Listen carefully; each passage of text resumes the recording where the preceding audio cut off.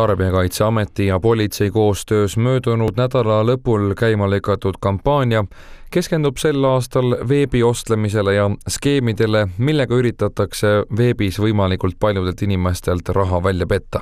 Kui siiani oleme rääkinud, et ohvriks satuvad just kõige lihtsameelsemad arvutikasutajad, siis praegused skeemid on muutunud sedavõrd massilisteks, et olukord on ka nupukama arvutikasutaja jaoks üsna keerulised. Kas ta nii hull on? Pigem loodaks ikkagi teadlikkust tõsta ja loodame, et siis inimesed seda, mida nad saavad ära teha, et seda nad ka teeksid. Kindlasti on meie hulgas ka palju neid, kes lihtsalt arvavad, et see neid ei puuduta. Aga tore oleks, kui nad sellel õigel hetkel, kui nad hakkavad näiteks ostma midagi internetist, et nad siis mõtleksid korrakski selle peale, et midagi ära teha nii-öelda ohvriks langemise vältimiseks. Nigeeria väidetavad lotomiljonid on praeguseks eestlaste poolt tõenäoliselt kõik tagasi lükatud. Küll aga on välja mõeldud väga palju uusi skeeme, millega raha ikkagi välja petetakse. Ütleme, fookus on rohkem internetiostudel, aga tegelikult me terve selle kampaania jooksul, mis kestab 6 aega ja eelmine reede algas, püüame näidata erinevaid skeeme, kaasa arvatud need samad Nigeeria kirjad, küll siis nii-öelda mingid sõdurid, kes otsivad armastust ja loomade ostust välismaalt, kui ka täiesti siis Eesti-siseste ostumüügitehingutena välja. Üks ehmatavamaid skeeme, mis ka Eestis kasutusel, on seotud näiteks suviste festivalide ajaks renditavate eluruumidega.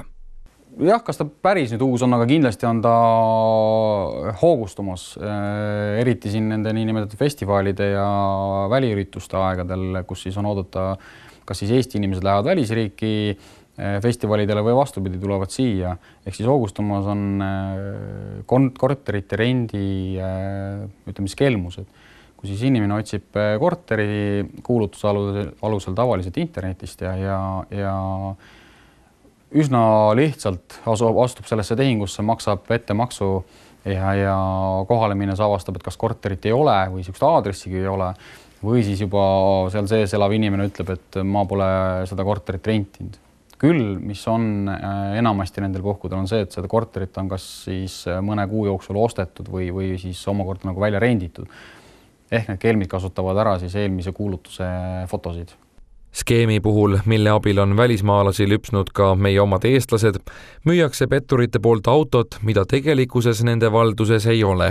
Sõidukite, kas ta ei pea olema ainult sõidaauto, võib ka olla traktor, rekka, mis iganes sõidukitega, on ka viimasel ajal esinenud selliseid skeeme, kus siis kopeeritakse täiesti legaalsetelt saitidelt nende sõidukite ostumüügi kuulutusi. Läbi selle antakse nendele nii-öelda libakuulutustele ka usutavust, kus siis suunatakse näiteks eestikeelsele saidile just, et näete, seal ju müüakse, et me müüme seal eesti keeles, te küll ei saa aru, aga tahate inglise keeles, siis see ongi see meie kuulutus. Ja müüakse usutavust ja inimene kannab siis selle ettemaksu ära ja kelmid selle loomulikult selle ettemaksuga lepivad. Inimene aga, kes siis soovis osta, läheb juba kohale näiteks Eestisse ja avastab, et sellist tehingut pole kunagi olnudki. Küll aga nendib politsei fakti, et kui kord juba pätile raha makstud, on oma raha taasnägemine üsnagi vähe tõenäoline. Politsei küll püüab tihtipeale need pätid või kelmid kinni, aga mida neil tõesti enamasti ei ole, on see vara.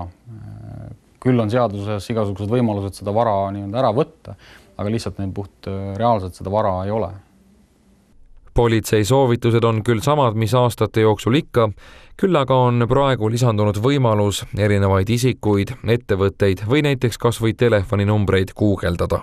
Tasub jälgida seda, et mida iga inimene, iga siis ostja või ka müüja, sest ka aeg-ajalt saavad ka müüjad petta, võiks ennem ära teha, kui ta asub tehingusse. Et kontrollida see teist osapoolt niinimetatud otsingute süsteemides või brauseri süsteemides, guugeldades, maakeeli öeldes, tausta, kontaktandmeid, mida see isik kasutab ja vaadata, kas seal on positiivsed või negatiivsed. Alati ei tasu negatiivset otsida, võib ka otsida positiivset. Ja sellisel juhul siseveendumuse järgi teha see tehing. Loomulikult ettemaksud suurtemates summades, need võiksid olla väga tugevalt kaalutletud. pigem sõidukite puhul näiteks soovitan ikkagi minna sinna kohale ja see kohapeal see ese, mida ostetakse, üle vaadata. Küsimus ei pruugi alati olla nagu kuriteos või kuriteohvriks langemises, vaid ka kõige lihtsamates tsiviilõiguslikes vaidlustes ja neid on võimalik sellega välistada. Et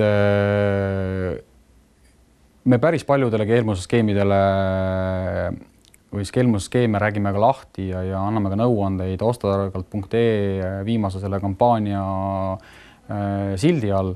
Seal on päris palju nõuandeid, et ma soovitan kindlasti inimestel nendega tutvuda.